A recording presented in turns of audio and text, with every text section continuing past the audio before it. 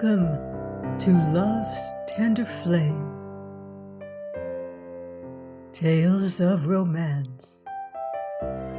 I'm Martell, reading Come Out of the Kitchen by Alice Duer Miller. Chapter 2. On the following Monday, late in the afternoon, the old Reveille house was awaiting its new master. Already hunters, ponies, two-wheeled carts, an extra motor, to say nothing of grooms, stable boys, and a tremendous head coachman, had arrived, and were making the stable yards resound as they had not done for 70 years. But they had nothing to do with the household staff. They were all to be boarded by the coachman's wife, who was installed in the gardener's cottage.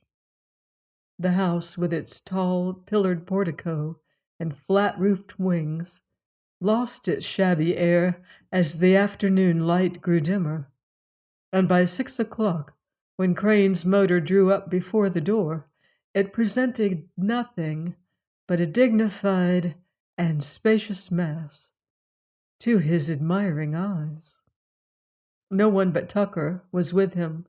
He had had some difficulty in avoiding the pressing desire of the two Falkener ladies to be with him at the start and help him, as they put it, get everything in order. He had displayed, however, a firmness that they had not expected. He had been more embarrassed than he cared to remember by Mrs. Falkener's assistance in the real estate office, and he decided to begin his new housekeeping without her advice.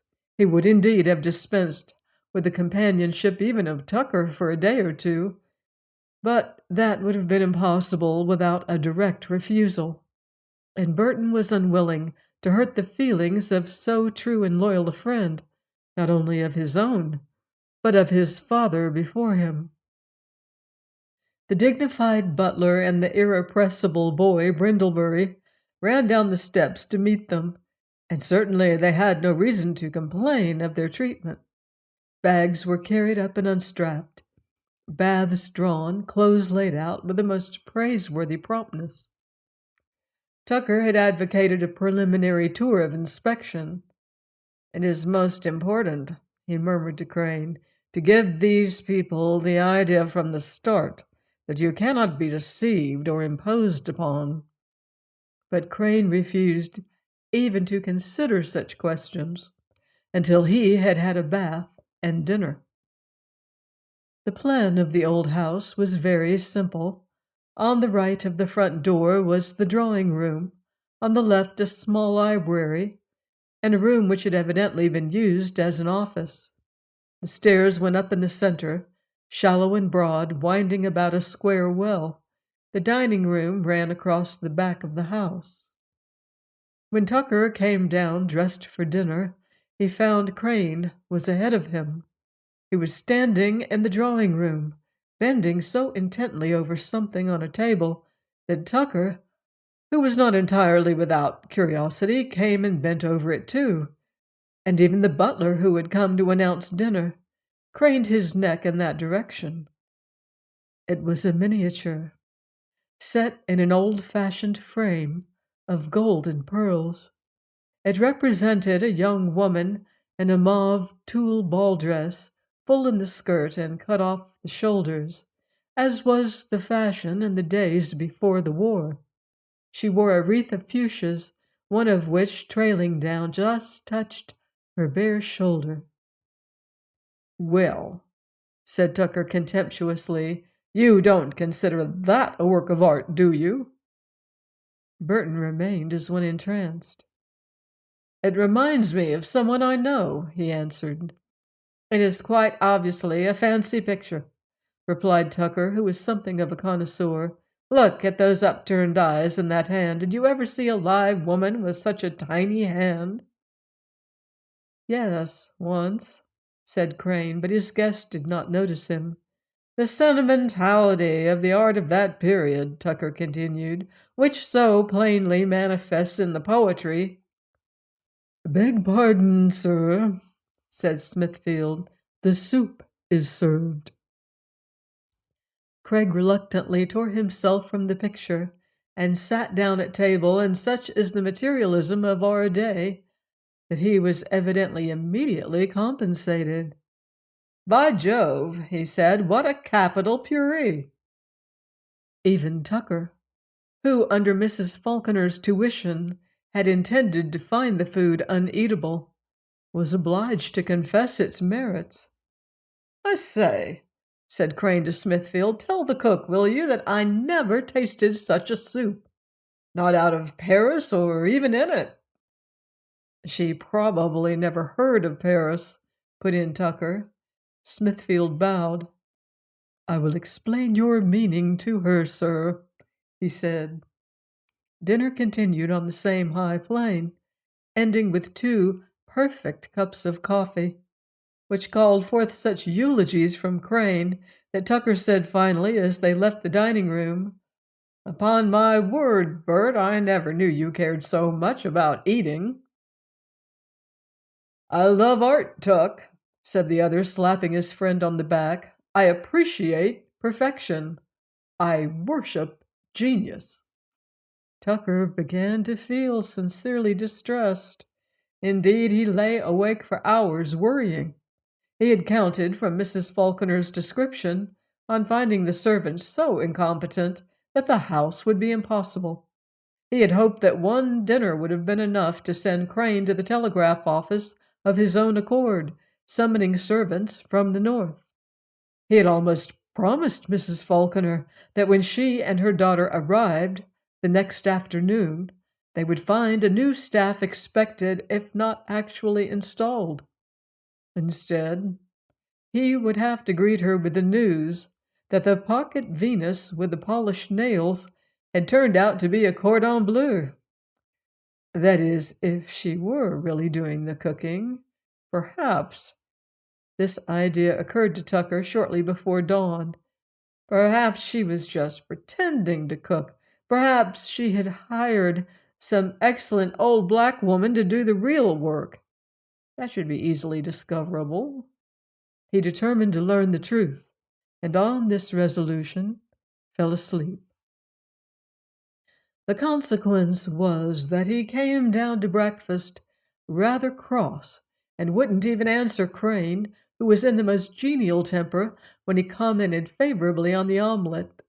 In fact, he let it appear that this constant preoccupation with material details was distasteful to him. Crane, as he rose from the table, turned to Smithfield. "Will you tell the cook I'd like to see her?" he said. "I'm expecting some ladies to stay this afternoon, and I want to make things comfortable for them. Be off, Tuck, there's a good fellow, if this sort of thing bores you."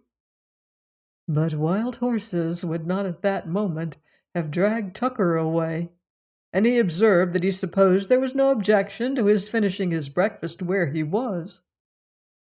Smithfield coughed. "I'm sure I beg your pardon, sir," he said, "but if you could tell me what it is you want, I would tell the cook. She has a peculiar nature, Jane Ellen has, sir, has had from a child, and if you would forgive the liberty, I believe it would be best for you not to interview her yourself." Tucker looked up quickly. "Why, what do you mean?" asked Crane. "She is very timid, sir, very easily affected by criticism." "Good heavens, I don't want to criticize her," cried Crane.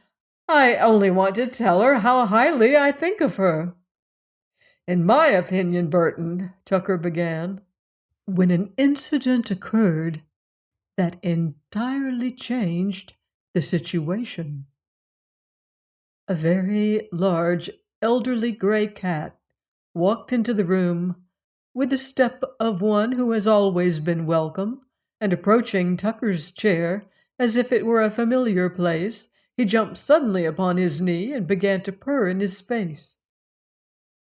Tucker, under the most favorable circumstances, was not at his best in the early morning.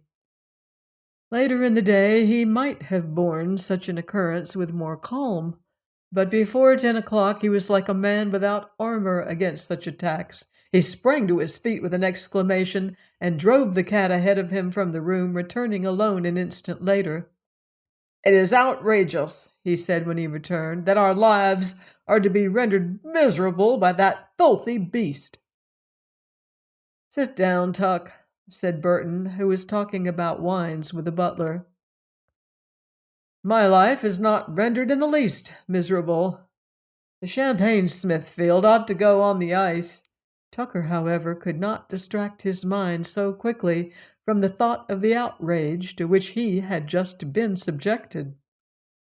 "I must really ask you, Burton," he said, "before you go on with your orders, to insist that that animal be drowned, or at least sent out of the house." "Oh, I beg, sir, that you won't do that," broke in Smithfield. "The cat belongs to the cook, and I really could not say, sir, what she might do if the cat were put out of the house." "We seem to hear a vast amount about what this cook likes and doesn't like," said Tucker, dribbling a little more hot milk into his half cup of coffee. "The house, I believe, is not run entirely for her convenience." It is possible that Crane had already been rendered slightly inimical to his friend's point of view, but he was saved the trouble of answering him, for at this moment the cook herself entered the room, and what no one present doubted for an instant was a towering rage. She was wearing a sky-blue gingham dress, her eyes were shining frightfully, and her cheeks were very pink. At the sight of her, all conversation died away. The butler, approaching her, attempted to draw her aside, murmuring something to which she paid no attention. "Now," she said aloud, pulling her arm away from his restraining hands, "I will not go away and leave it to you. I will not stay in any house where dumb animals are ill-treated, least of all my own dear cat." It is, as most of us know to our cost, easier to be pompous than dignified when one feels oneself in the wrong. "Pooh!" said Tucker. "Your cat was not ill-treated. She had no business in the dining room." "He was kicked," said the cook. "Come, my girl," returned Tucker, "this is not the way to speak to your employer." And at this, with one of those complex changes of manner so disconcerting in the weaker sex, the cook turned to Crane and said with the most melting gentleness, "I'm sure it was not you, sir. I'm sure you would not do such a thing. You will excuse me if I was disrespectful, but perhaps you know, if you have ever loved an animal, how you feel to see it brutally kicked downstairs." "Preposterous," said Tucker, carefully indicating that he was addressing Crane alone. "This is all preposterous. Tell the woman to keep her cat where it belongs, and we'll have no more trouble." "It hasn't troubled me, Tuck," answered Crane cheerfully, "but I am curious to know whether or not you did kick him. The question seems to be, do you allow your servants to be insolent or not?" Crane turned to the cook. "Mr. Tucker seems unwilling to commit himself on the subject of the kick," he observed. "Have you any reason for supposing your cat was kicked?" "Yes," said Jane Ellen. "The noise, the scuffle, the bad language, and the way Willoughby ran into the kitchen with his tail as big as a fox's. He is not a cat to make a fuss about nothing, I can tell you." "I beg your pardon," said Crane, who was now evidently enjoying himself, "but what did you say the cat's name is?" "Willoughby." Burton threw himself back in his chair. "Willoughby!" he exclaimed. "How perfectly delightful! Now you must own, Tuck, prejudiced as you are, that that is the best cat name you ever heard in your life." But Tucker would not, or could not, respond to this overture, and so Crane looked back at Jane Ellen, who looked at him and said, "Oh, do you like that name? I'm so glad, sir. And at this they smiled at each other. Don't you think you had better go back to the kitchen, Jane Ellen? Said the butler sternly. In the meantime, Tucker had lighted a cigar and had slightly recovered his equanimity. As a matter of fact, he now said in a deep, growling voice, I did not kick the creature at all. Though if I had, I should have considered myself fully justified. I merely assisted its progress down the kitchen stairs with a sort of push with my foot. It was a kick to Willoughby, said the cook, in spite of a quick effort on Smithfield's part to keep her quiet. Ah, Tuck, cried Crane, it takes a lawyer, doesn't it, to distinguish between a kick and an assisting push with the foot. Well, Jane Ellen, he went on, turning to her, I think it's not too much to ask that Willoughby be kept in the kitchen hereafter. I'm sure he has no wish to go where he's not wanted, she replied proudly. And at this instant, Willoughby entered exactly as before. All four watched him in a sort of hypnotic inactivity. As before, he walked with a slow, firm step to the chair in which Tucker sat, and as before, jumped upon his knee. But this time Tucker did not move. He only looked at Willoughby and sneered. Jane Ellen, with the gesture of a mother rescuing an innocent babe from massacre, sprang forward and snatched the cat up in her arms. Then she turned on her heel and left the room. As she did so, the face of Willoughby over her shoulder distinctly grinned at the discomfited Tucker. Not unnaturally, Tucker took what he could from the situation. If I were you, Bert, he said, I should get rid of that young woman. She is not a suitable cook for a bachelor's establishment. She's too pretty, and she knows it. Well, she wouldn't have sense enough to cook so well if she didn't know it. It seems to me she trades on her looks when she comes up here and makes a scene like this. Beg pardon, sir, said Smithfield with a slightly heightened color. Jane Ellen is a very good, respectable girl. Certainly she is, said Crane, rising. Nothing could be more obvious. Just run down Smithfield and ask her to send up a menu for tonight's dinner. Then, as the man left the room, he added to his friend, Sorry, Tuck, if I seem lacking in respect for you and your wishes, but I really couldn't dismiss such a good cook because you think her a little bit too good-looking. She is a lovely little creature, isn't she? She doesn't know her place. Crane walked to the window and stood looking out for a minute, and then he said thoughtfully, If I ever have a cat, I shall name it Willoughby. Have a cat? Cried Tucker. I thought you detested the animals as much as I do. I felt rather attracted towards this one, said Crane. Join me next time for another romantic chapter of Come Out of the Kitchen by Alice Duer Miller, here on Love's Tender Flame. Until then, love deeply and live beautifully.